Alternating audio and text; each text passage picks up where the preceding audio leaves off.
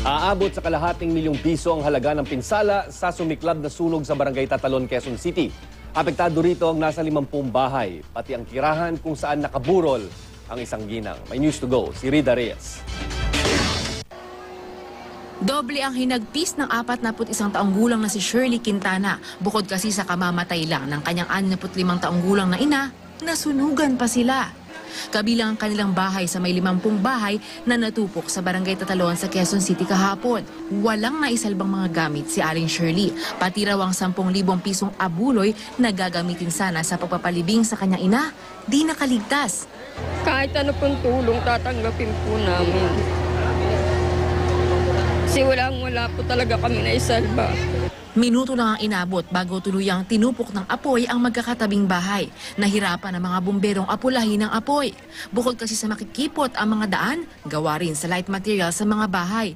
Hinahanap ngayon ng mga otoridad si Merlita Saison na siyang may-ari umano ng bahay na pinagmula ng sunog. Mabilis po. Kasi nung natutulog kami, bigla na lang naamoy na asawa ko, may sunog. Tapos pagsilip niya sa bintana, nakita niya, ang laki na ng usok dun banda sa kabila. Kilaling Merly daw ho yun. Umabot ang sunog sa Task Force Alpha bago tuluyang ideklarang under control matapos ang 2 oras. 5 ang nasugatan na nagtamo ng second-degree burns.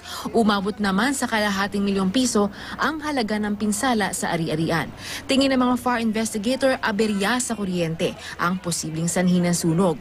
Kita rin natin yung ebidensya na yung mga wirings dito interconnected siya, kaya posibleng nagkaroon to ng short circuit at yun nga po yung pinagmulan ng sunog.